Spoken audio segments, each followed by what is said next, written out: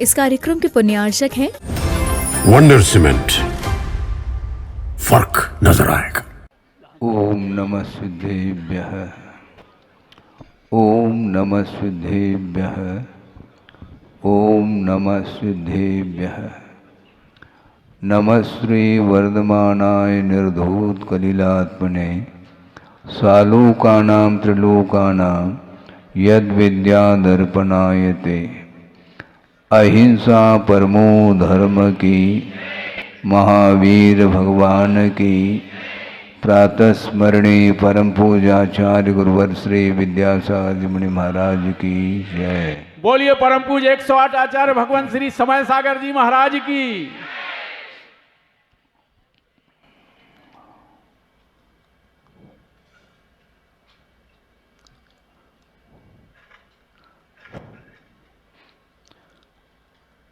आत्मा के पास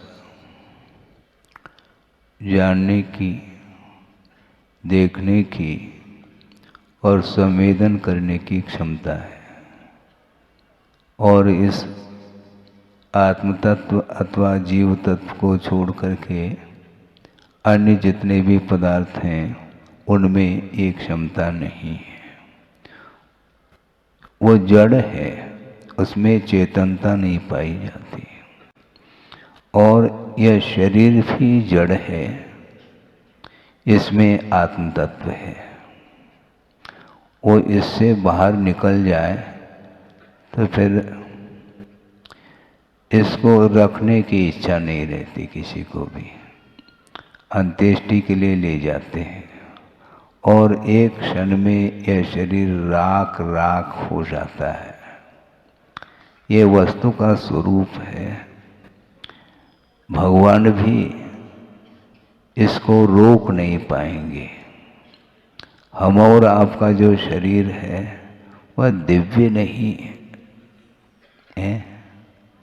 शरीर तो है किंतु इसमें दिव्यता नहीं है।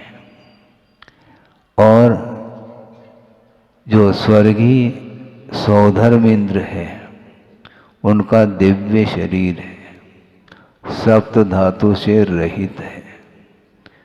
और उसके समान और अन्य जो देवगण हैं उनके शरीर में हम और आपके अपेक्षा से भले दिव्यता रहे, किंतु सौधर्म इंद्र के साथ तुलना करते हैं तो उनकी दिव्यता भी कोई मायना नहीं रखती है।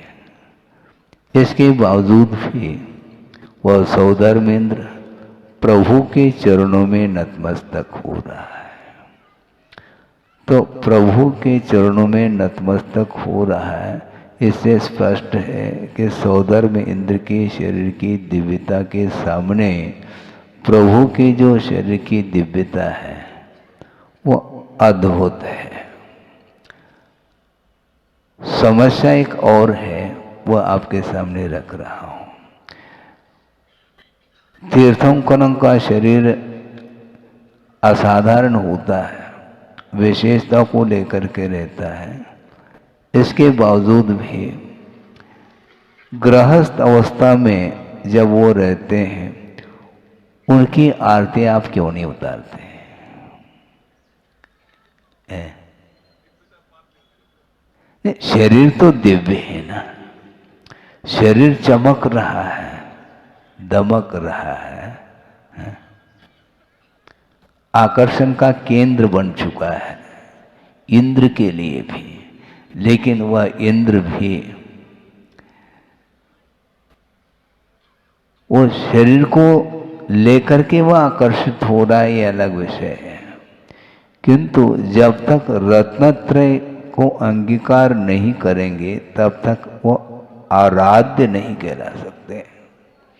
आराध्य आराधक भाव को लेकर के चर्चा करते हैं तो ऐसा लगता है कि शरीर की आराधना नहीं होती किंतु गुणों की आराधना होती है। पंच परमेष्टि की आराधना आप लोग करते हैं किंतु शरीर देखने में आ सकता है, लेकिन शरीर की ओर दृष्टि नहीं रखते हुए गुणों की ओर जब दृष्टि जाती है तो सारा सारा ये जो कुछ भी देखने में पार्थिव शरीर आ रहा है, ये अपने आप में उसके सामने गौण हो जाता है। तो आप गुणों की उपासना करते हैं कि शरीर की? दोनों की नहीं। शरीर की क्या उपासना करूं? पंच परमेष्टि की आराधना। तो पंच परमेष्टि का अर्थ क्या है? वह जड़ है क्या चेतन है? तो चेतन की उपासना करो। जैसे जिनालय में जिनबिंब स्थापित है, और जिनबिंब क्या है?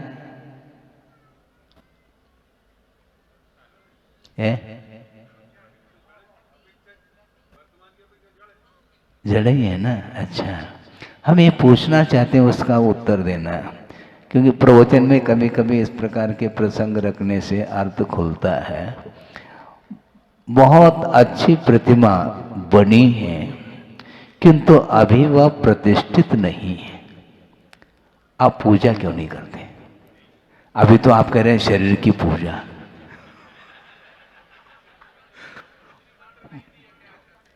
क्रॉस हो गया। वह अभी प्रतिष्ठित नहीं हुई है। प्रतिष्ठा के लिए वो प्रतिमा लाई गई है। बहुत सुंदर मनोज्ञ प्रतिमा है आपकी दृष्टि में, ठीक है, सबकी दृष्टि में है, किंतु जब तक प्रतिष्ठा विधि के अनुरूप आरोपण जब तक नहीं होगा गुणों का, तब तक वो पूजनीय नहीं है।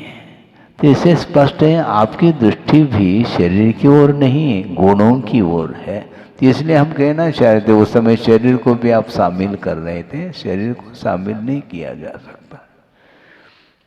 इसलिए गुरुदेव ने ये कहा कि वंदना करना सीखो, क्योंकि वहां पर जिनबिंब के सामने जब हम खड़े होते हैं तो केवल आकृति आती है, आकृति के भीतर जाना चाहिए, क्योंकि वह निराकार है, आत्म तत्व है। निराकार सागर जी भी यहाँ पर हैं। आत्मा निराकार है, उसकी कृति, उसकी कोई आकृति नहीं, कोई आकार प्रकार नहीं है, उसकी छवि दृष्टिगोचर नहीं हो सकती, क्योंकि छवि जो है यह पौद्गलिक है। आत्मा की क्या छवि? आत्म तत्व किसी भी इंद्रिय का विषय नहीं बन सकता। तो ऐसी स्थिति में जिनबिंब भी वह दृष्टिगोचर हो रहा है, वह बिंब है, किंतु उसमें दर्शन किसका कर रहे हैं आप? प्रतिमा का नहीं। प्रतिमा के भीतर जो उनकी भीतरता है, उस ओर ध्यान देने की आवश्यकता है। उसमें भाव आ जाते हैं, इसमें भाव लाए गए हैं। क्योंकि वो पाषाण था, पाषाण अभी भी है, किंतु एक आकृति, एक रूप दे दिया, मॉडल जिसको बोलते हैं, किंतु उस ओर ध्यान न देते हुए गुणों की आराधना की जाती है, गुणानुवाद जिसको बोलते हैं। हे भगवान, आप अनंत गुणों के पुंज हैं, भंडार हैं, लेकिन जो रागी होता है तो उनके चरणों में जाकर के मांग रखता है, डिमांड। क्या मांग रखता है? भगवान, मैं एक स्वर्ण का छत्र ले आया हूँ और आपके ऊपर इसको लगाऊंगा, छत्र को, और इसके निमित्त से क्या, हाँ, मतलब माला माल के लिए छत्र चढ़ा रहा है। अब सोचो, विचार करो। हाँ, यहीं पर दृष्टि में अंतर आ जाता है। जबकि भगवान के समीप जाने का जो उद्देश्य है, वह तद्गुण लब्धये अहम वंदे कहा। हे भगवान, आपके चरणों में आने का मेरा और कोई प्रयोजन अभिप्राय नहीं है। एक ही उद्देश्य है भगवान, जिस प्रकार आपने मोक्ष पथ पर आरूढ़ होकर के रत्नत्रय की आराधना के माध्यम से जिन गुणों को आपने उपलब्ध किया है, उन गुणों को प्राप्त करने की दृष्टि से आपके चरणों में आया हूँ। इस प्रकार भाव ला करके यदि आप पूजन अर्चन आदि करते हैं तो उसका प्रतिफल आपको भी मिल सकता है। गुरुदेव ने ये कहा, जिनकी आराधना करने से, जिनेंद्र भगवान की आराधना करने से जब मुक्ति मिल सकती है तो स्वर्ग की क्यों इच्छा रखते हो? माल माल क्या माला माल है। इच्छा स्वर्ग की क्यों? क्योंकि चतुर्गति रूप संसार में परिभ्रमण करता हुआ अनंत काल हुआ, इसके उपरांत भी अभी भी वह स्वर्ग चाहता है। और एक व्यावहारिक दृष्टि से एक बात मैं कह रहा हूँ, किसी का अवसान हो जाता है तो लिखा जाता है स्वर्गीय, भले ही कहीं भी गया हो, ये बात अलग है। परिणाम किस रूप में उसके हुए, किस गति का बंद किया, किस आयु का बंद किया, किसी को ज्ञात नहीं। वह तिरंज गति को भी जा सकता है, लेकिन व्यवहार की भूमिका में स्वर्गीय लिखते हैं। आप कुछ भी लिखो, किंतु जो लखने में आ रहा है भगवान के लिए वह स्पष्ट दिखाई दे रहा है। बहुत कठिन काम है। चतुर्गति रूप संसार में ये चार गति हैं। इन चार गतियों में पुण्य प्रकृति और पाप प्रकृति के अपेक्षा से विभाजन किया है कि नरक गति और तिर्यंच गति, इनको पाप कहा। क्यों कहा है ना? और मनुष्य गति और देव गति को पुण्य कहा है। लेकिन आयु की विवक्षा में मात्र नरक आयु को ही पाप के रूप में स्वीकारा है। मनुष्य, तिर्यंच और देव आयु इनको पुण्य के रूप में स्वीकारा है। अब प्रश्न ये उठता है, तिर्यंच गति को तो पाप के रूप में और तिर्यंच आयु को पुण्य के रूप में क्यों? बहुत बड़ा प्रश्न है ये। इसका उत्तर दिया है आचार्यों ने। तिर्यंच गति को इसलिए अप्रशस्त प्रकृति के रूप में लिया है क्योंकि तिर्यंच कोई बनना नहीं चाहता, किंतु बनने के बाद मरना नहीं चाहता। हाँ, इसलिए वो पुण्य। नरक गति में जो जीव गया है, जो नारकी बना है, वह निरंतर मरने की इच्छा रखता है। भयंकर वेदना है, सागरोपम आयु तक वह शारीरिक दुख का अनुभव कर रहा है, जिसको आप छड़ाला में पढ़ते हैं, तिल तिल करे देह के खंड। उसको देख करके वो भयभीत है, वह चैन नहीं उसको एक क्षण के लिए, और वह इच्छा रखता है जल्दी जल्दी मैं मर जाऊं, किंतु तिल तिल करे देह के खंड होने के बाद भी वह पारे की भांति वह शरीर पुनः जुड़ जाता है और पुनः वही दुख। वेदना जो तिर्यंच गति में जो वेदना है उसके अपेक्षा से अनंत गुनी वेदना नरक गति में है, इसलिए जल्दी से जल्दी वह मरना चाहता है, किंतु आचार्य कहते हैं उसका अकाल मरण संभव नहीं है। देव और नारकियों का जो मरण है वह अकाल मरण नहीं, सकाल मरण ही होता है। और यदि तिर्यंच बनना नहीं चाहता, बनने के बाद वही रम जाता है।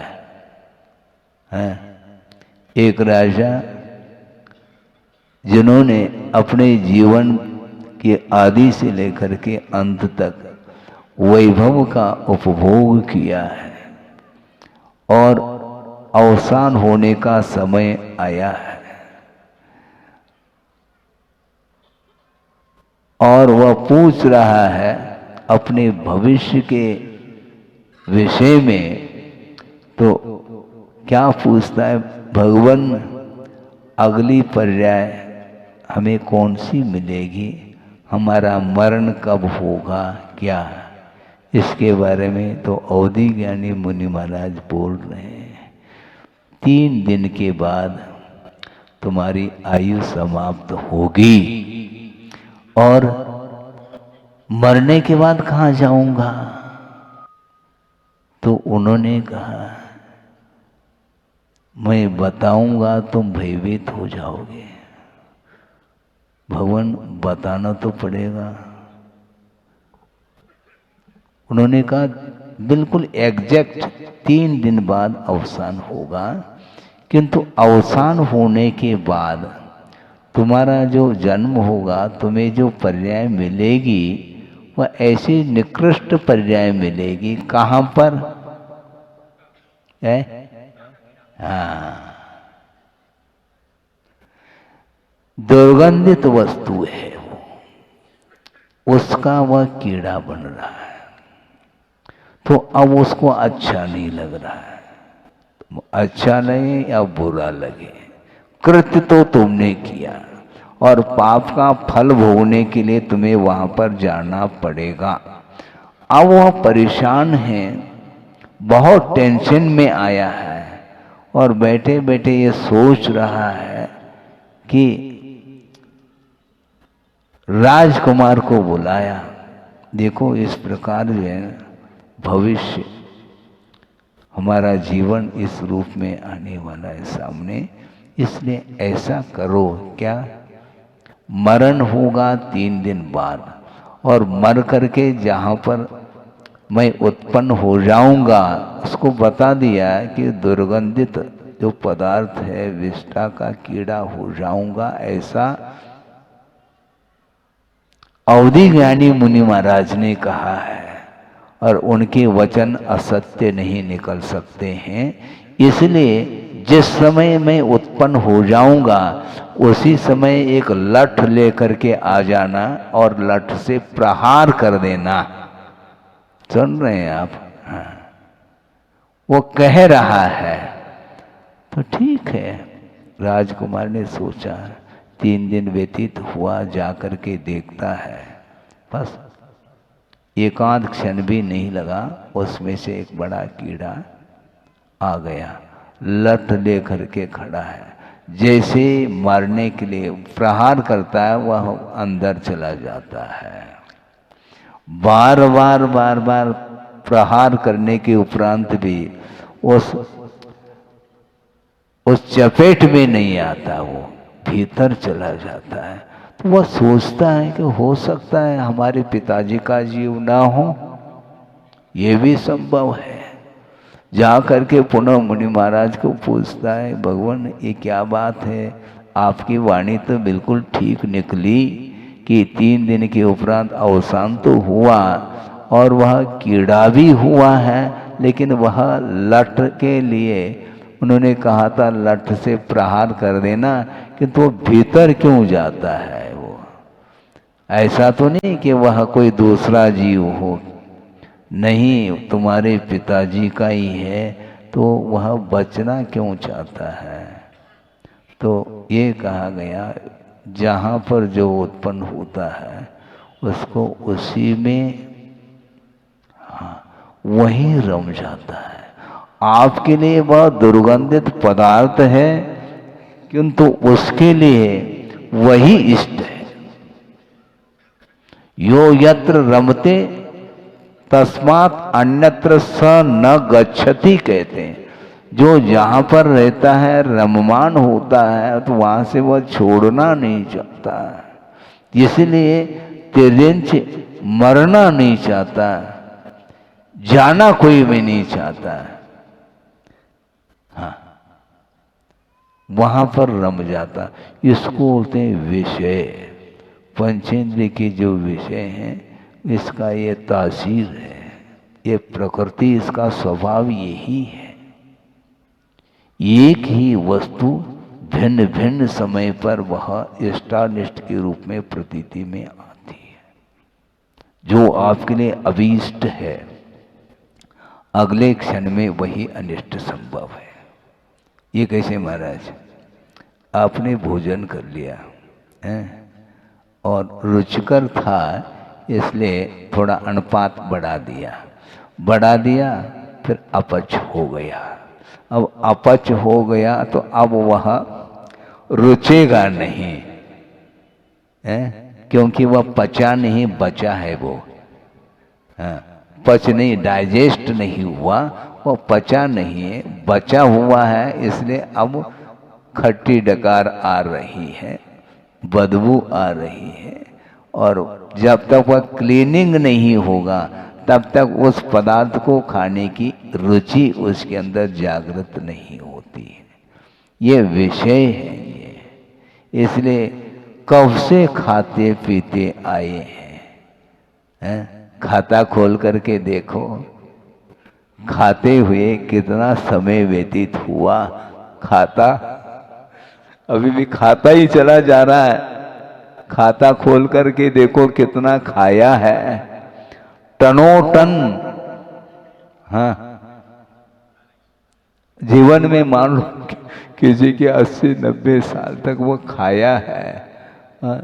कितना दूध पिया होगा, कितना घी का सेवन किया होगा, कितना गेहूं, चना, सब कुछ। इसके बाद भी ज्यों का त्यों, सुबह खाया था, शाम को और शाम को खाया, पुनः सुबह। ये रूटीन है, मशीन है। डालते जाओ वह खाली होता चला जाता है। इसलिए तृप्तिजनक नहीं है। जो इंद्रियजन्य जो सुख है वह तृप्ति को उत्पन्न करने वाला नहीं है। यह कम से कम श्रद्धान का विषय बनना चाहिए, और श्रद्धान का विषय यदि नहीं बनता है तो कभी भी उससे वह ऊपर नहीं उठ पाएगा। 5 इंद्रियों के विषय हैं, भिन्न भिन्न विषय हैं, और उससे वह आकर्षित होता चला जा रहा है। स्पर्शनेन्द्रिय है, रसनेन्द्रिय, घ्राणेन्द्रिय, चक्षुरेन्द्रिय, कर्णेन्द्रिय, ये 5 इंद्रियों के विषय हैं। वो आपके मन को विक्षिप्त कराने में कारण है। बल्कि यहाँ तक आचार्यों का ये कहना है, पदार्थ आपके सामने विद्यमान नहीं है, इसके बाद भी आपका मन विक्षिप्त हो सकता है। क्यों? अतीत की स्मृति वो आपको जो है ना परेशानी में डालती है। हमने कल जो लिया था उसी प्रकार का हमें बनाना है। ये है नहीं वस्तु, किंतु स्मृति हो आई है। वह स्मृति के कारण बार बार उस ओर वो जा रहा है, और पुनः उसी प्रकार के पदार्थ का वह सेवन करना चाहता है और सामग्री एकत्रित करता है। ये रूटीन है। इसलिए बचने के लिए क्या करोगे आप? आंख मेज करके बैठे हैं, किंतु वही दृश्य सामने आ रहा है, स्मृति पटल पर वही वस्तु आ रही है, इसलिए उस ओर आकर्षण हो रहा है। हाँ, स्पर्श, रूप, शब्द और मन, इसके माध्यम से विषयों का सेवन होता है। आगम में लिखा है, अब्रह्म इसी का नाम है। विषयों का आकर्षण छूटता नहीं है। इसलिए रूप के माध्यम से भी घंटों व्यतीत कर रहा है। वो चित्र में क्या है? वो विचित्र है संसार। चित्र को देकर के वह आकर्षण, स्क्रीन पर क्या देखने में आ रहा है, मोबाइल में क्या देखने में आ रहा है, सिवाय राग के अलावा कुछ है ही नहीं है। लेकिन वह छूट नहीं रहा। क्यों नहीं छूटता? प्रभु का दर्शन कर ली, उसमें तृप्ति का अनुभव नहीं तुम्हें, पूजन अर्चन अभिषेक आदि कर लिए, उसके बाद जा कर के पुनः टेलीविजन के सामने मोबाइल के सामने चित्र देखना चाहता है, वहां पर क्या है? वो भगवान का चित्र है क्या? राग, यह राग आग दहे कहते चले जा रहे हैं, इसके उपरांत भी हम छोड़ नहीं पा रहे हैं। कैसा लगता है? एक क्षण तो वह था जिस समय बिल्कुल वैराग्य का भाव जागृत हो रहा है, और उधर उस परिसर से बाहर जाने के उपरांत वही घोड़ा और वही मैदान। देखने के उपरांत भी अनिमेष देखने योग्य प्रभु हैं, साक्षात समूह शरण में विराजमान है। उनके दर्शन पूजन अर्चन स्तुति वंदना आदि करने के बाद भी वह पुनः बाहर जाने का मन हो रहा है। वो कौन सा मन है? उसको शांत बिठाना चाहिए, बैठ नहीं पा रहा है। मतलब प्रभु से भी ऐसी कोई आकर्षित वस्तु है क्या जिसको प्राप्त करने के लिए वह चक्री जा रहा है? भरत चक्रवर्ती है वहां पर, क्या है हवेली में? आए क्यों थे? प्रभु के दर्शन के लिए आए थे, और 4 बार दिव्य ध्वनि का श्रवण करने के उपरांत भी अभी भी मोह के संस्कार समाप्त नहीं हो पा रहे हैं। वो कैसे होंगे वो समाप्त? फिर क्या करें महाराज? करना कुछ नहीं, जो किया है वह नहीं करना बस। हाँ, जो अभी तक किया है वह न करें, जो नहीं किया है उसको करना है। क्या प्राप्त नहीं किया? मोक्ष प्राप्त नहीं किया, उसको करना है। मोक्षार्थी है। आप कौन हो? मोक्षार्थी हो क्या धनार्थी? धन की इच्छा रखता है और अनेक प्रकार के वस्तुओं की इच्छा को लेकर के संसारी प्राणी चल रहा है। इसलिए उसकी पूर्ति जहाँ पर होती वहीं पर वह रम जाता है। किंतु मुमुक्षु मोक्ष को प्राप्त करने, छोड़ने की इच्छा, जोड़ने की नहीं। क्या सुन रहे हैं? जोड़ने की इच्छा नहीं, छोड़ने की इच्छा। बहुत कठिन है महाराज। 1 2 2.5 पौने 3 ये बोला जा रहा है, वो छोड़ ही नहीं पा रहा। क्यों? वो छोड़ ही नहीं पा रहा। अब क्या कहा जाए?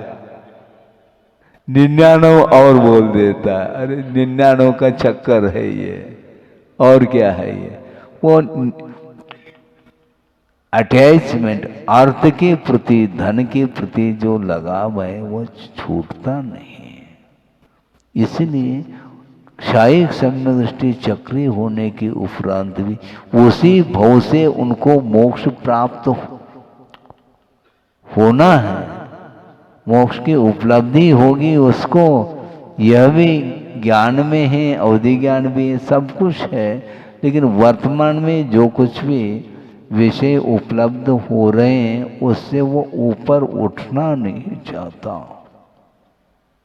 इसी को बोलते मोह।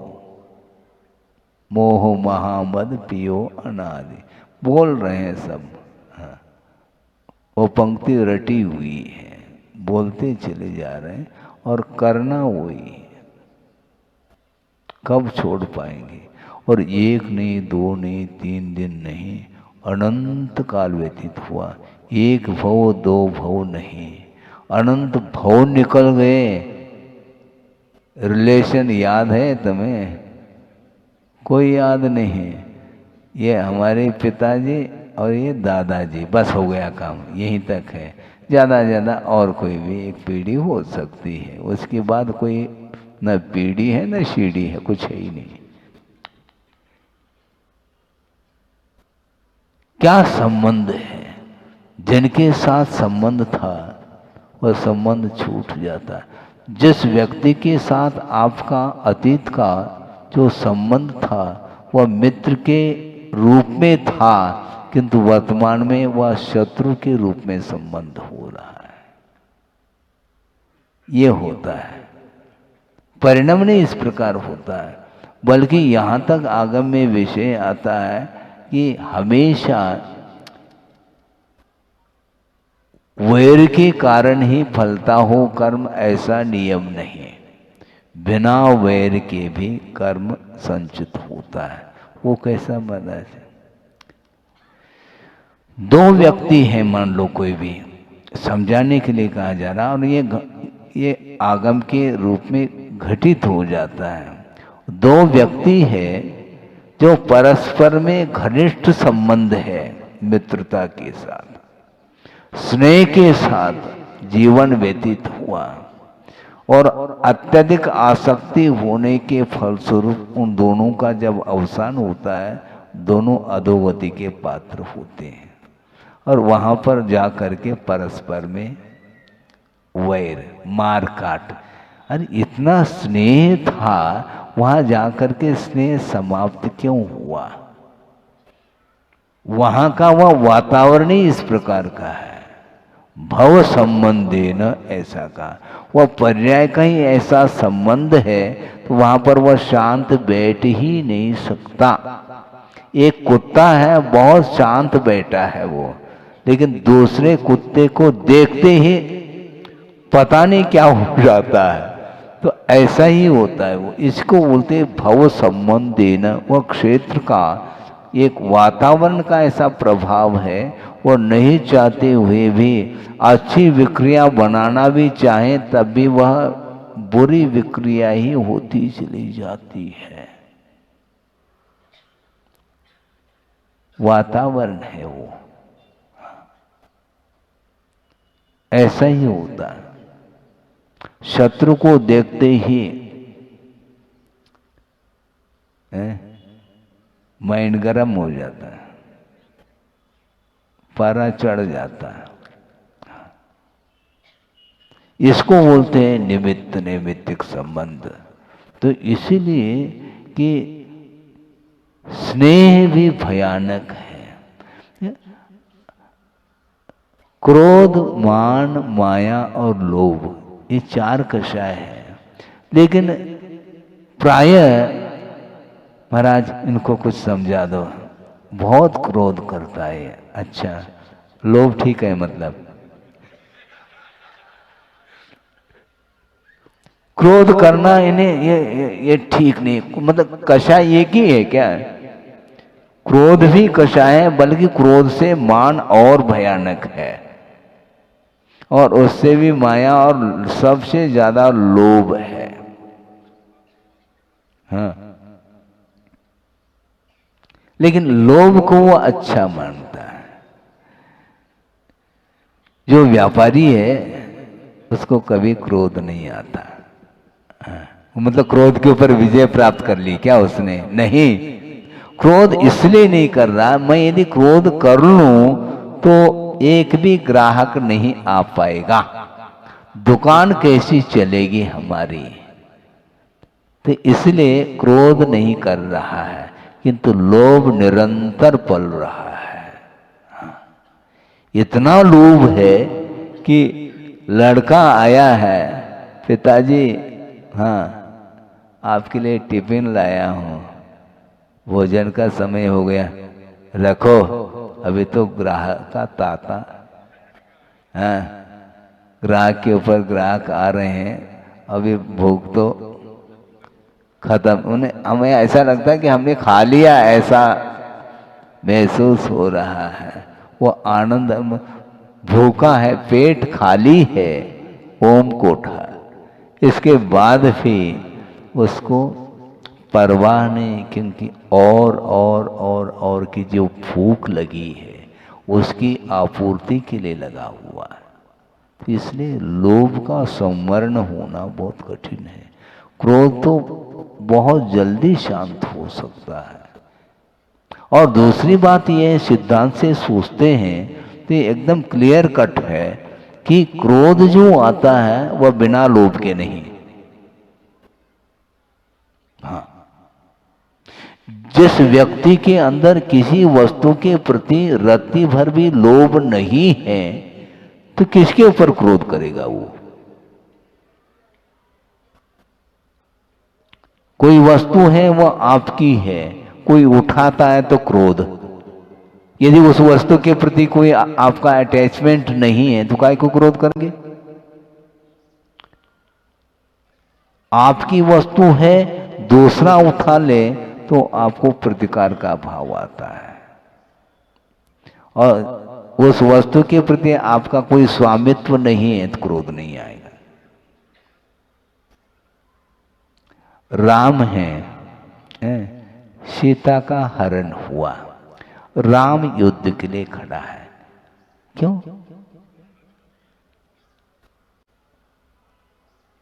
क्यों खड़ा है?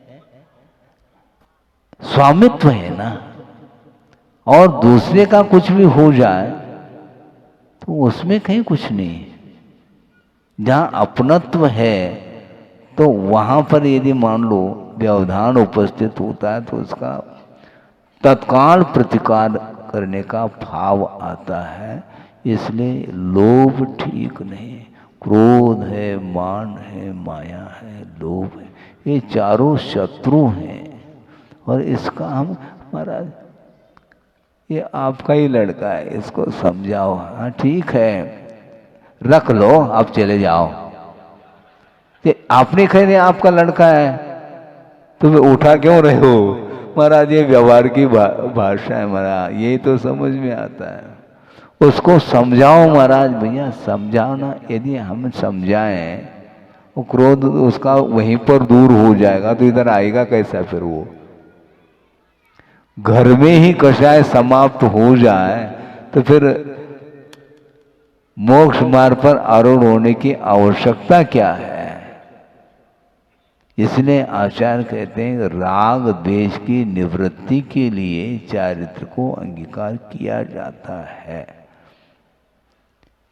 हाँ, राग द्वेष की निवृत्ति, सम्यक दर्शन का लाभ होने के उपरांत पुनः राग द्वेष की जो प्रवृत्ति चल रही है उसको समाप्त करने के लिए चारित्र को अंगीकार किया जाता है।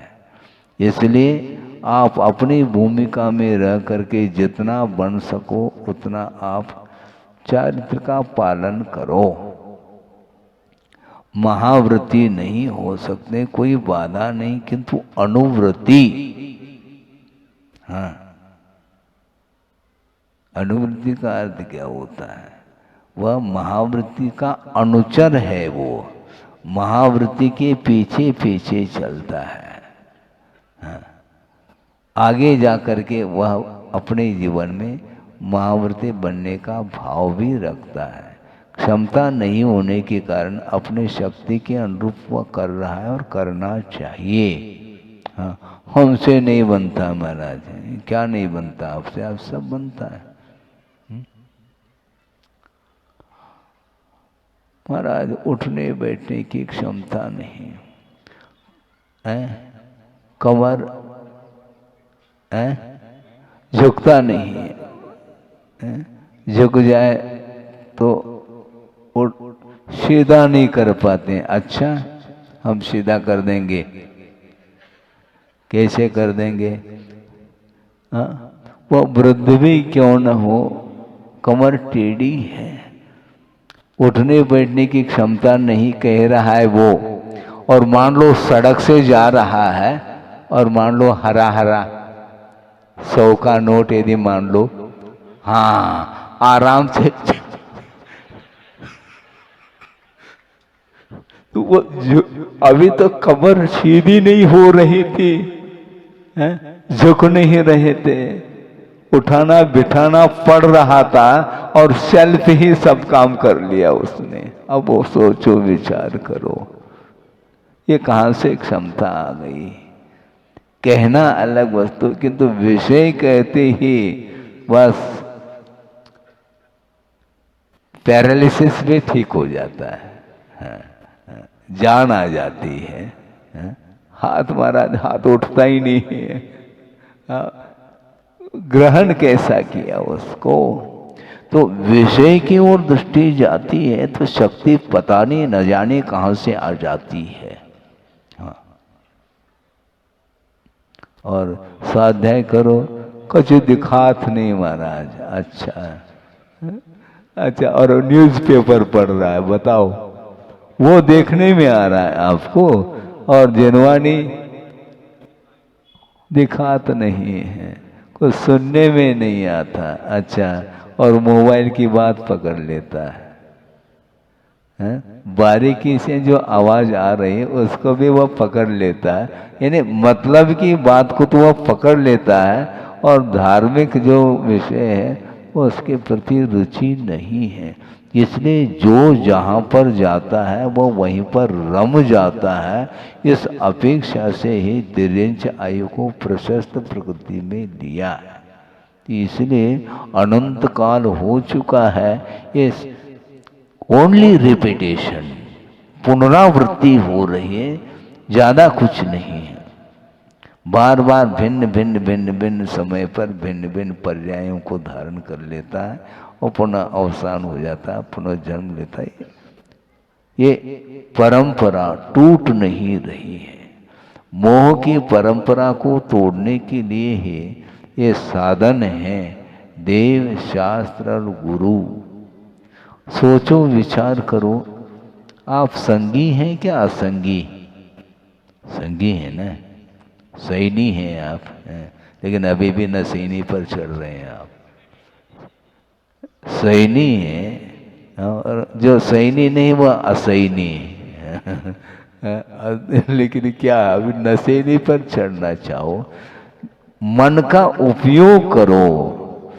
मन विचार विमर्श करने की क्षमता मन के अंदर है, इसके बाद भी वह मन का उपयोग नहीं कर रहा है,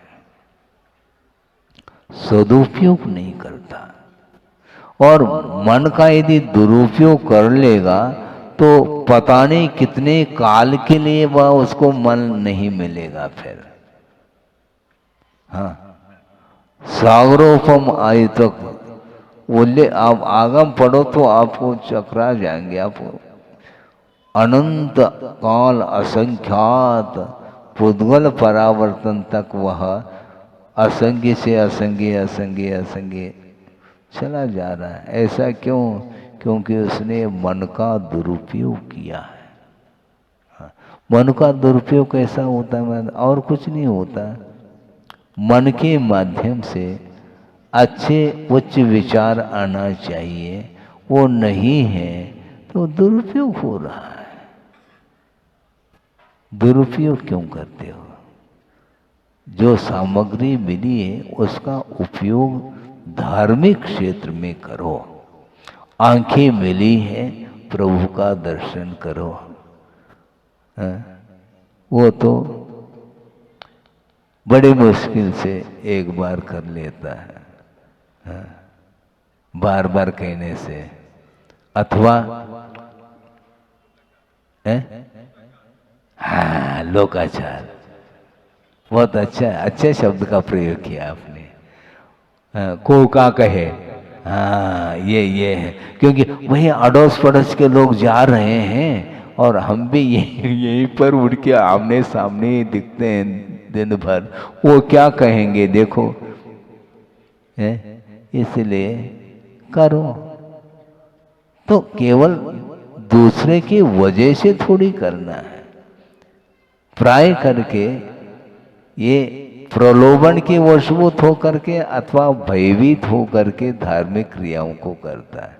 छोटा बालक है तो लोभ के वशभूत होकर के, बेटा क्या मंदिर जाना है, देव दर्शन करना है, उसको मालूम नहीं है देव क्या होता है, क्या मंदिर होता है। नहीं जाओगे बस तुम्हें टॉफी नहीं मिलेगी। बस किसी भी प्रकार से टॉफी मिलनी चाहिए। तो उस लालच में आकर के वो जा रहा है, उसको भगवान से कोई लेन देन नहीं है। ये होता है, कभी भयभीत होकर के, कभी लोभ की वशवश होकर के कुछ क्रियाओं को कर लेता है, किंतु वह रुचि से नहीं करता। लगनशीलता, आस्था के साथ जो क्रियाएं होती हैं उसके माध्यम से विकास होता है। इसलिए आस्था बहुत आवश्यक है। और चढ़ाला में नहीं पढ़ते हैं आप लोग क्या, मोक्ष मार्ग की प्रथम सीढ़ी या बिन ज्ञान चरित्रा। सम्यक दर्शन के बिना ज्ञान और चरित्र की जो परिणति है वह समीचीन नहीं है। उसमें जो समीचीनता आती है वह आस्था के बल पर आती है। इसलिए आस्था के साथ मंदिर जाओ, इसका क्या फल मिलेगा महाराज? तो फल ही तो लटक रहा है तुम्हारे दिमाग में। निरपेक्ष, यदि मान लो अपेक्षा रखना भी चाहो तो केवल कर्म क्षय की अपेक्षा के साथ आप प्रभु की आराधना करो। और दूसरे अन्य वस्तुओं की प्राप्ति के लिए जो कर रहा है तो वो, अच्छा हम ये पूछना चाहते हैं, भगवान देते हैं क्या? धारणा क्या है फिर?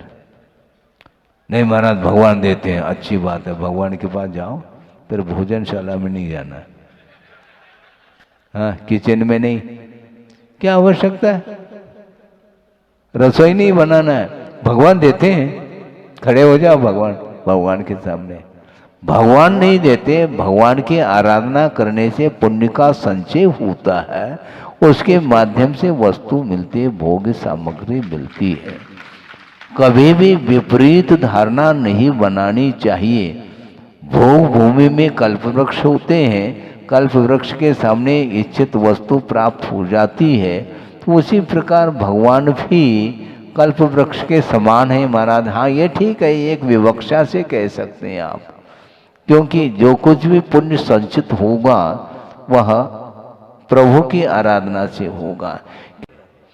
क्योंकि जितनी विलासता मिलती जाएगी तो वह उसमें डूबता चला जाता है, भगवान को भी भूल जाता है। कल परसों भी हमने बात कही, जब संकट में पड़ जाता है,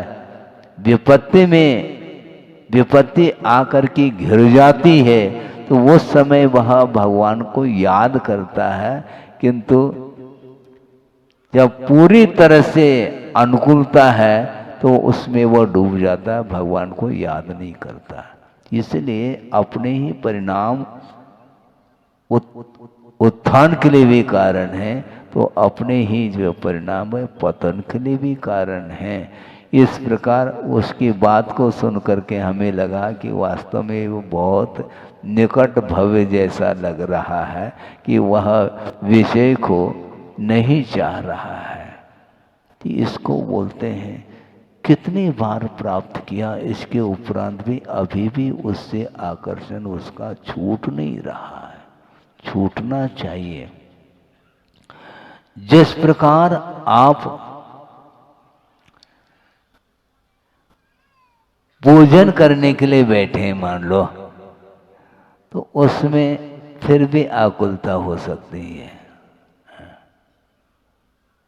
बीच में घंटी बज सकती है मोबाइल की, बजती है। आहार देते समय भी बज सकती है। हाँ बिल्कुल, किसी भी निमित्त से अपने बच्चों को सौंप करके वो बाहर चला जाता है ही वो। ऐसा होना नहीं चाहिए। जिसको आपने नवदा भक्ति पूर्वक पड़गान कर लिया, तो जितने मेंबर हैं उन सबको वहीं पर रहना चाहिए। वो एक दिन में 50 महाराजों को देना चाहता है, ये सब आकुलता है। ये सब आकुलता है। एक ग्रास दे दिया चले गए, एक ग्रास दे दिया, ये विधि ही नहीं, द्रव्य स्वयं का होना चाहिए और नवदा भक्ति पूर्वक आकुलता रहित हो करके आप आहार कराओ, फिर बाद में अन्य कार्य करो। एक कार्य को पूर्ण किए बिना दूसरा कार्य नहीं करना चाहिए। मैं बार बार इस विषय को रखा है, पुनः आपके सामने वह रखना चाहता हूं। वो ये है कि मान लो आप पूजन के लिए बैठे हैं, ठीक है, भगवान के चरणों में, उस समय यदि श्रमण भी मान लो भगवान की वंदना करने के लिए आता है, तो वह उसका कर्तव्य वह अपने पूजन को न छोड़े। सुन रहे हैं आप? महाराज फिर अभिनय हो जाएगा। ठीक है, श्रमण का विनय कर लो, भगवान का विनय हो जाएगा। क्या करना चाहो, इसलिए ये विकल्प नहीं करते कभी भी। अभिषेक कर रहे हैं, पूजन कर रहे हैं, स्वाध्याय आदि कर रहे हैं, तो उस समय मान लो श्रमण भी यदि मान लो भगवान की वंदना और स्तुति करने के लिए आता है, तो उसको उठ करके खड़े होना और उनके लिए भी एक अर्घ देना कोई भी आवश्यकता नहीं। हाँ, बिल्कुल ये अविनय नहीं है। वस्तुतः विनय कब किया जाता है, विनय की प्रक्रिया क्या है, इसको सोचो। जैसे मान लो प्रदान करके आप ले जा रहे हैं, भगवान महाराज के पीछे तुम चलोगे, महाराज कहाँ जाएंगे उनको मालूम थोड़ी है। तो महाराज भगवान के आगे, महाराज के आगे चलेंगे तो अभिनय हो जाएगा, ऐसा थोड़ी होता अभिनय। अब विनीत भाव के साथ आइए महाराज, आइए महाराज ऐसे कहते चले जा रहे हैं, क्योंकि आप कहाँ जाएंगे, किधर मुड़ेंगे मुझे थोड़ी ज्ञात है। चौके में प्रवेश कराने के बाद भी हमें मालूम नहीं कि किस ओर मुड़ना है, इसलिए आपको आगे ही होना पड़ेगा। इसमें अभिनय की बात नहीं है। दूसरी बात, एक और प्रसंग आपके सामने रखूं कि मान लो मंदिर 2 मंजिला है मान लो, और नीचे के मंजिल में भी भगवान विराजमान है वेदी पर, और दूसरे खंड में भी, तीसरे खंड में भी है मान लो। और मान लो आप तीसरे खंड में पहुंच गए, तो निचले खंड में जो भगवान है उनका अभिनय हो जाएगा क्या? उस स्थान पर नहीं जाएंगे, उस स्थान से हट करके दूसरे स्थान में बैठ जाएंगे। लेकिन आप ऊपर बैठ गए ना और नीचे भगवान है, इसको बोलते हैं शक्य का अनुष्ठान। ये अभिनय का भाव नहीं। हाँ, अभिनय का भाव है ही नहीं। तो इसीलिए कि वस्तुतः विधिवत सारे आप कार्यक्रम करेंगे, अनुष्ठान करेंगे, तो निश्चित रूप से नहीं चाहते हुए भी पुण्य अर्जित होगा और वह वैभव उसको मिलेगा। किंतु आसक्ति के अभाव में वह और ऊपर उठता चला जाता है। चक्रवर्ती के पास जो संपदा है, तो महाराज वो सीधा उसको नीचे जाना चाहिए। नीचे मतलब समझ गए ना? वो उसको अधोगति का पात्र बनना चाहिए उसको, ऐसा नहीं होता। महाराज कहा है ना, क्या कहा है तत्वार्थ सूत्र में? महाराज आप पढ़ते नहीं, ऐसा लगता है। क्या लिखा है? बहुआरंभ परिग्रहत्वम नारकस्यायुषः। बहुत आरंभ और बहुत परिग्रह संचय करने वाला वह नरकाय का बंद करता है। तो चक्रवर्ती के पास जो संपदा है वह संपदा किसी के पास नहीं है, इसलिए उसको नरक ही जाना चाहिए, ऐसा नहीं, क्योंकि उसने कमाया नहीं है। ध्यान रखो, पूर्व भव में जो उसने रत्नत्रय की आराधना की है, धर्म की उपासना की है, निरपेक्ष भाव के साथ परिचय उपसर्ग आ जाए तो भी वह अपने रत्नत्रय को नहीं छोड़ता और मोक्ष की प्राप्ति के लिए, कर्म निर्जरा के लिए, कर्म क्षय के लिए उसने धर्म की आराधना की है, फलस्वरूप यह पद मिला है। ऐसा थोड़ी मुझे मिल जाए तो मिल जाए, ऐसा नहीं होता है। इसलिए उसको ये वैभव मिला है। और यहाँ तक कि आचार्य कहते हैं जो 7 से पुण्य है वो उपभोग करने के उपरांत भी पुण्य क्षीण नहीं होता। रत्नत्रय की उपासना करने से उसको वहां इंद्र पद मिला और सागरोपम आयु तक उसका उपभोग किया है और इसके उपरांत भी उसका पुण्य क्षीण नहीं हुआ। यहां आकर के चक्रवर्ती अथवा तीर्थंकर पद प्राप्त हो रहा है। हमें भी मिल जाए, ये मांग करने वाले को कुछ नहीं मिलना है। ये मांगने की जो आदत है इसको छोड़ो। मांगते क्यों? मांगने वाला भिखारी माना जाता है। वो जो मांग रहा उसको भिखारी, और इनडायरेक्ट मांग है। कोई डायरेक्ट मांग रहा है मुझे कुछ मिल जाए दीनहीन होकर के, और आपकी मांग अलग होती है। आप दिमाग का उपयोग करते हैं और उसके पास वो है नहीं, तो मांगो क्यों? मांगने से गुरुदेव का ये कहना था कि विश्वास में कमी आती है। धर्म के ऊपर विश्वास रखो, नहीं चाहते हुए भी वह संपदा मिलेगी। इसलिए चाहो नहीं और सम्यक दृष्टि नहीं चाहता, तो इच्छा के साथ करोगे तो नहीं होगा। ये निदान ठीक नहीं है। भोगों के आकांक्षा के साथ प्रभु की आराधना ठीक नहीं, किंतु कर्म क्षय के उद्देश्य को लेकर के यदि करता है तो निश्चित रूप से भगवान की आराधना करने से संसार का विच्छेद होता है। इस पवित्र भावना के साथ जो आराधना करता है वो उसके अंदर इच्छा है ही नहीं।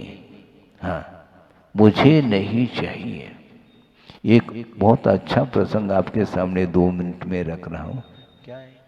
तो हमने सोचा ये क्या हो गया, इसको बोलते हैं ये धर्म ध्यान करते समय पता नहीं पड़ता है।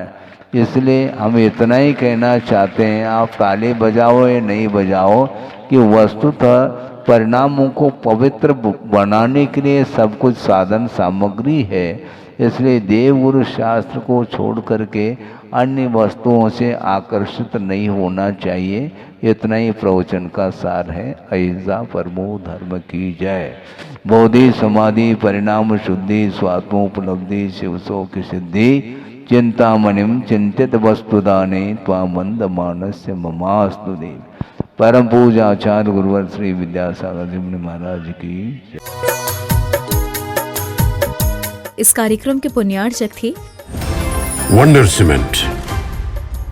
फर्क नजर आएगा।